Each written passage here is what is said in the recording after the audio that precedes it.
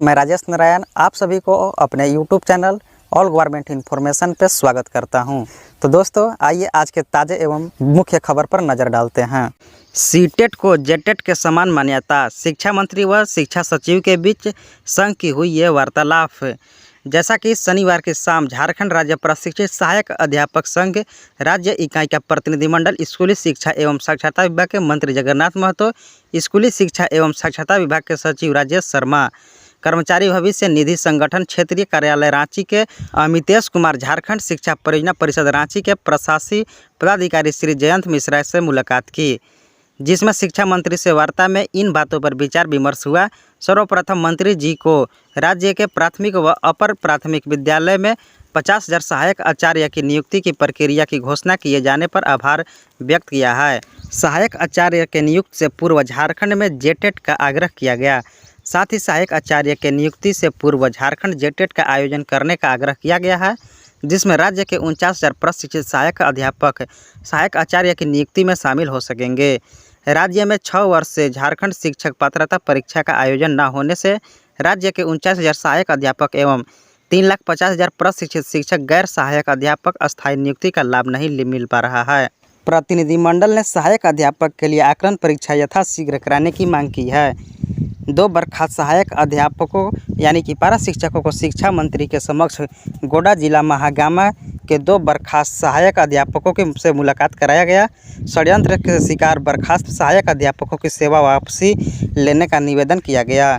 माननीय मंत्री ने प्रतिनिधिमंडल के सभी मुद्दों सकारात्मक विचार करने का भरोसा दिया है और राजनीतिक हलचल समाप्त होने के बाद रांची आने का निर्देश दिया गया है। साथ ही सहायक अध्यापकों को अपने कर्तव्य के प्रति समर्पित रहने की हिरासत में लिया है।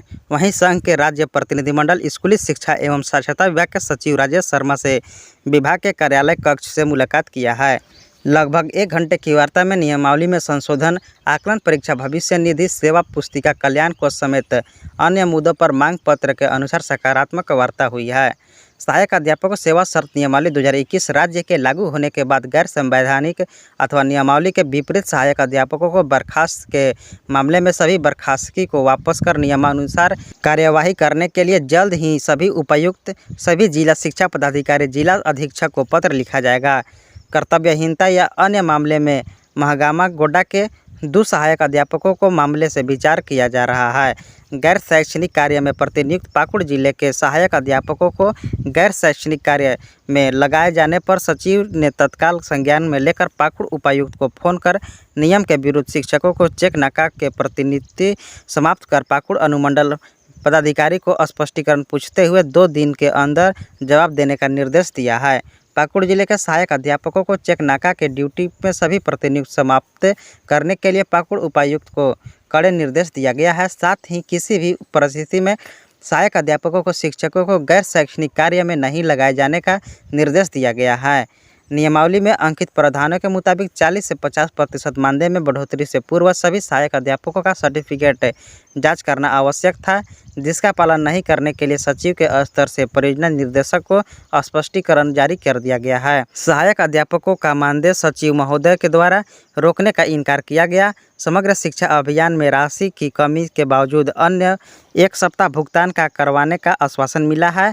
वहीं EPF सामान्य भविष्य निधि माननीय मुख्यमंत्री से मिलकर इसका निवारण करने का निर्देश दिया गया है।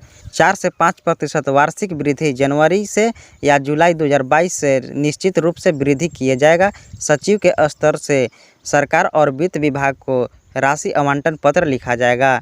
अनुकंपा के प्रावधानों को लचीला करने के संबंध में माननीय मुख्यमंत्री के स्तर से समाधान हेतु रास्ता निकालने का सुझाव दिया गया।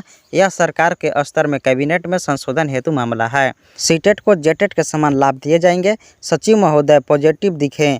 उन्होंने कहा कि मैं खुद सीटेट को लागू करवाने के पक्ष में हूं।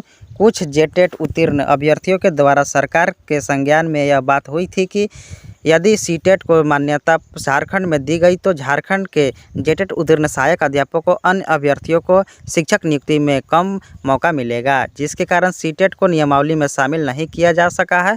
माननीय मुख्यमंत्री और शिक्षा मंत्री से मिलने का सुझाव दिया गया है। सहायक अध्यापकों का सेवा पुस्तिका का संधारण पर अविलंब कार्रवाई की जाएगी।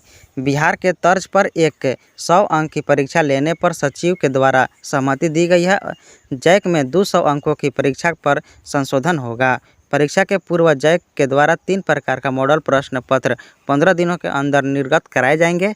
30,000 सहायक अध्यापकों के प्रमाण पत्र जांच के बाद आकलन परीक्षा की तिथि निर्धारित की जाएगी। वर्तमान में अब तक राज्य में 18,000 सहायक अध्यापकों के प्रमाण पत्रों की जांच हो चुकी है। प्राथमिक स्तर से सहायक अध्यापकों का आकलन परीक्षा मैट्रिक और अपर प्राथमिक सहायक अध्यापकों के लिए आकलन परीक्षा का स्वरूप इंटर स्तरीय होगा। वहीं कल्याण कोष लागू करवाने का आश्वासन मिला है। संघ के प्रतिनिधियों को जल्द जानकारी देने का आश्वासन दिया गया है।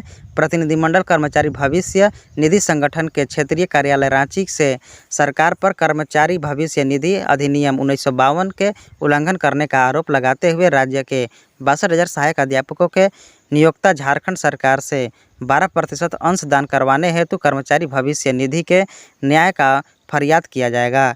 आयुक्त अजितेश कुमार ने संघ के पक्ष को सुनते हुए कहा कि झारखंड के सहायक अध्यापक झारखंड अध्यापक सेवा शर्त नियमावली 2021 लागू होने के बाद कर्मचारी भविष्य निधि योजना का जनवरी 2022 से पात्रता रखे हैं। कार्यालय की ओर से झारखंड सरकार के शिक्षा सचिव और झारखंड शिक्षा परियोजना परिषद रांची को नोटिस जारी कर न्याय देने का प्रयास किया जाएगा।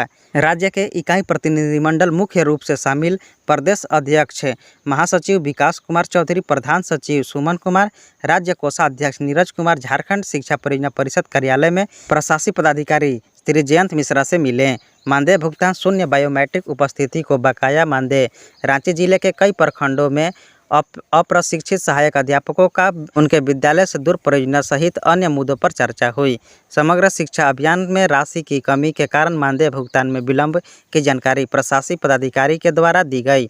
अगले 1 सप्ताह के अंदर मद से भुगतान करने का आश्वासन दिया गया है। शून्य बायोमेट्रिक का भुगतान भी साथ में होगा। रांची के जिले अप्रशिक्षित पारा शिक्षकों से लंबित मानदेय भुगतान पर संघ को पत्र लिखकर देने का निर्देश दिया है, जिस पर लिखित शिकायत संगठन के द्वारा तर्ज पर कार्रवाई की गई है। आज के बैठक में यह घोषणा की गई और झारखंड राज्य प्रशिक्षित सहायक अध्यापकों का राज्य इकाई में उपस्थित थे। तो दोस्तों, झारखंड से जुड़ी तमाम छोटी बड़ी खबर के साथ अपडेट रहने के लिए चैनल को सब्सक्राइब कर बेल आइकन को ऑन जरूर कर लें और अपने दोस्तों के पास शेयर जरूर करें। तो दोस्तों, आज के लिए बस इतना ही।